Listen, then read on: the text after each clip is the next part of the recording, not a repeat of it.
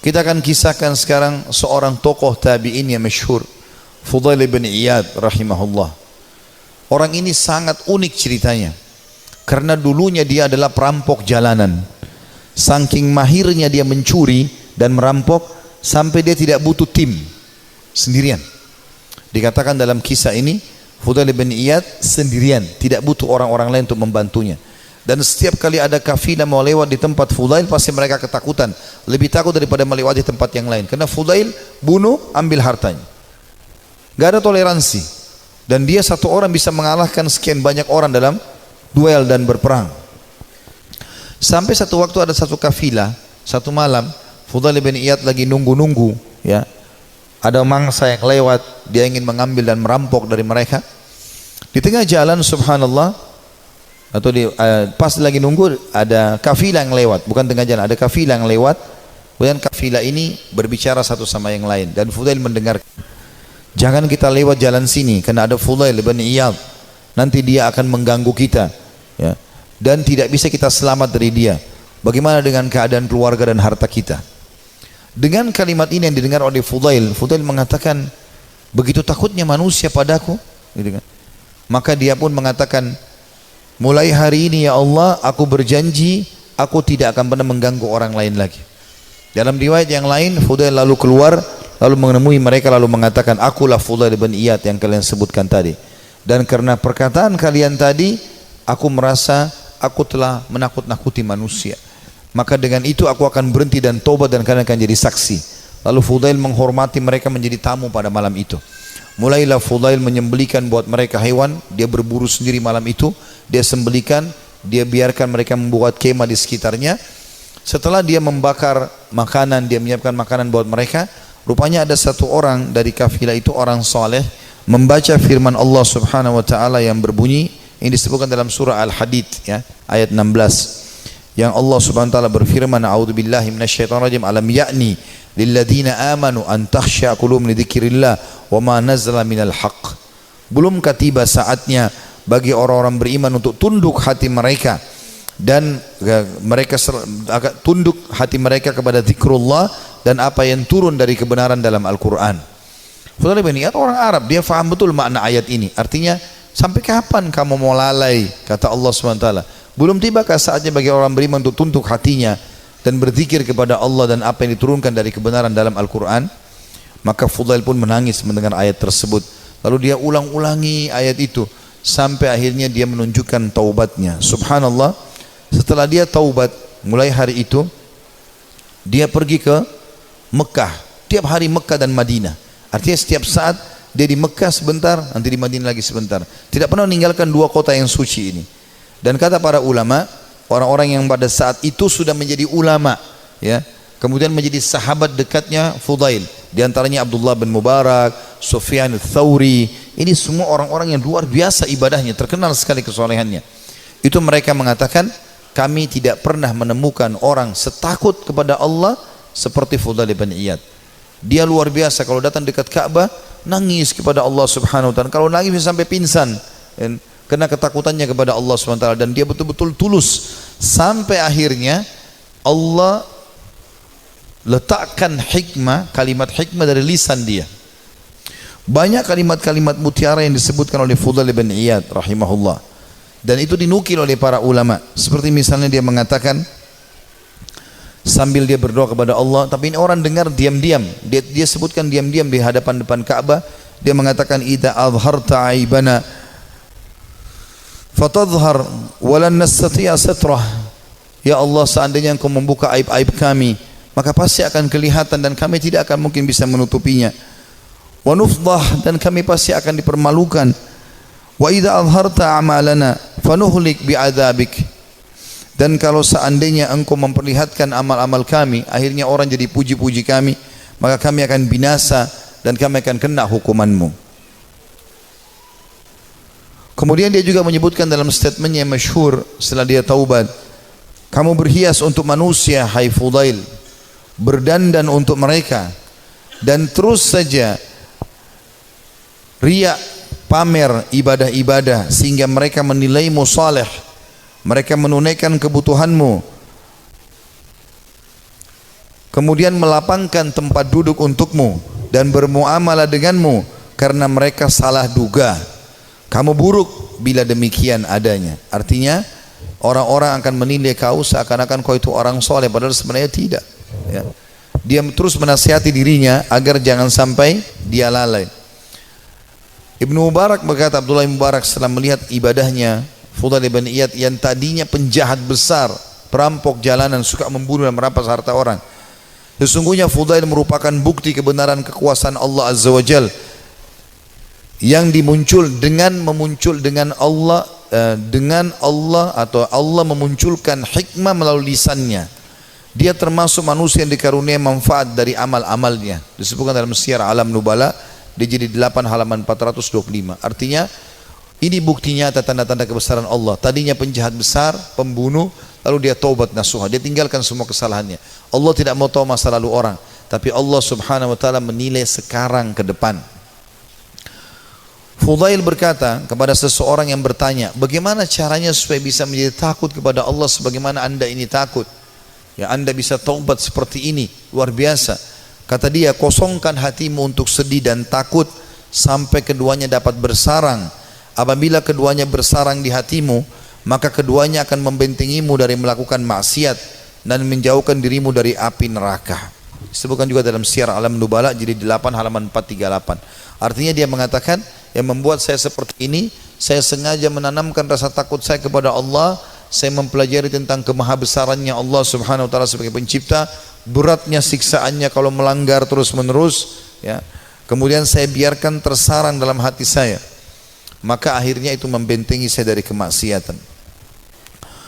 Dia juga berkata, sedih karena Allah di dunia menghilangkan keresahan di akhirat, dan terlalu gembira di dunia menghilangkan manisnya ibadah. Nah, artinya dia mengatakan sedih karena Allah di dunia, maksudnya merasa rindu dengan surga, takut dengan dosa, menghilangkan keresahan di akhirat. Tidak akan mungkin bersatu antara dua kesedihan, gitu kan. Dan terlalu gembira dengan dunia, tidak pernah ada cobaannya misalnya, tapi walaupun tidak mungkin ya, pasti manusia akan diuji oleh Allah SWT supaya dia tidak terlalu bergantung pada dunia ini. Dan terlalu gembira dengan dunia berlebih-lebihan sampai terbahak-bahak, sampai luar biasa merasa hidupnya harus selalu kegembiraan, padahal itu juga tidak mungkin terjadi, maka akan membuat ya, atau menghilangkan manisnya ibadah.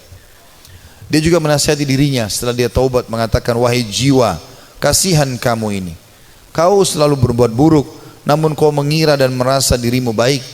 Kamu tidak tahu, tetapi merasa selevel dengan ulama. Kamu kikir, tapi kamu merasa dirimu dermawan. Kamu bodoh, tapi kamu merasa pintar dan cerdas. Ajalmu pendek, tapi angan-anganmu sangat panjang. Ya, ini kalimat-kalimat mutiara yang luar biasa.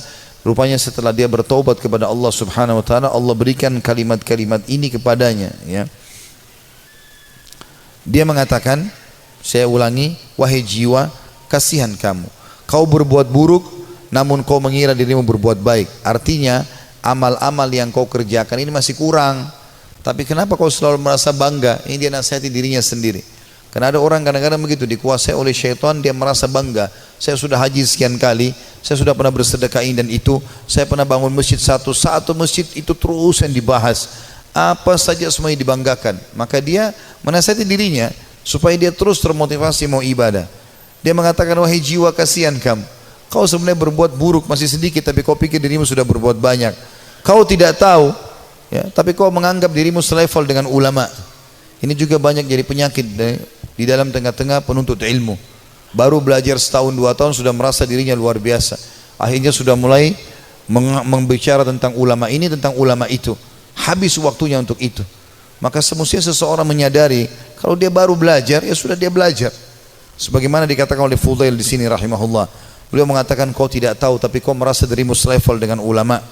Yang ketiga dia bilang bahwa dirinya, kamu kikir tapi kau merasa dirimu dermawan. Ya, artinya berapa banyak sih yang kau sudah sedekahin sehingga kau selalu banggakan, hai Fudail, padahal sebenarnya kau bakhil.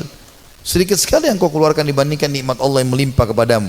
Ini juga ya tamparan yang sangat keras bagi orang yang tadi baru sedekah sekali, 2 kali, 3 kali dalam 1 bulan, dalam 1 tahun, bahkan mungkin 10 tahun sekali.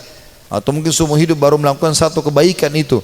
Tadi misalnya membangun sebuah masjid atau satu kegiatan, sudah dibangga-banggakan. Ya. Kemudian dia mengatakan yang keempat, kau bodoh tapi merasa dirimu pintar dan cerdas. Ada orang juga ini kena penyakit ini ya. Begitu dia sudah belajar agama, dia sudah mulai faham sedikit ayat, hadis, maka dia rasa dirinya tidak perlu belajar lagi. Ini keliru. Kita harus menuntut ilmu sampai menjelang meninggal dunia. Dan beliau mengatakan, ajalmu pendek tapi angan-anganmu sangat panjang. Artinya banyak angan-angan yang kau bangun tapi sebenarnya semuanya itu mengganggu hidupmu.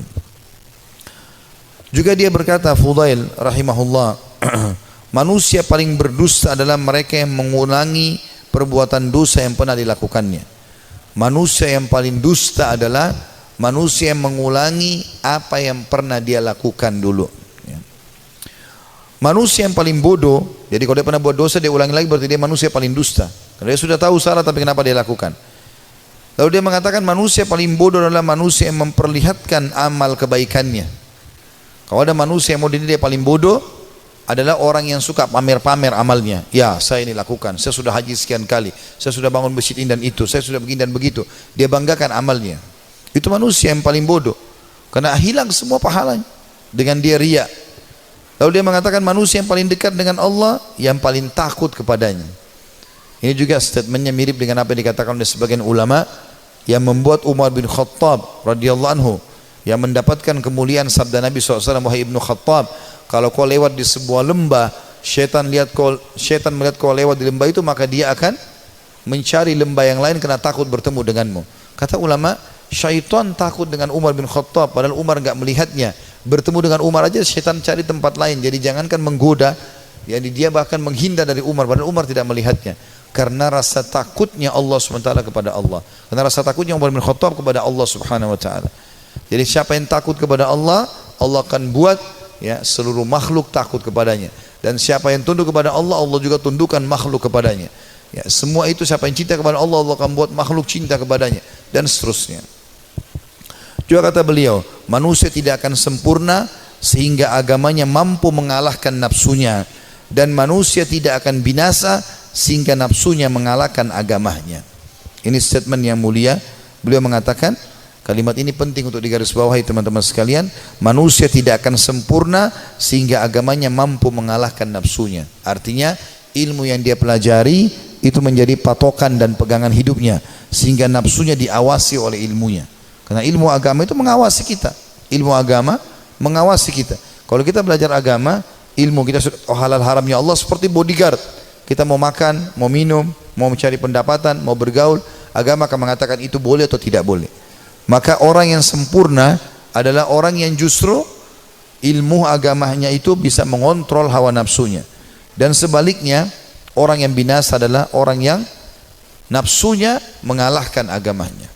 Jadi dia pun tahu agama tapi tetap saja dikalahkan oleh agamanya sendiri. Dan ini semua adalah hal mendasar yang perlu digarisbawahi dari nasihat yang mulia.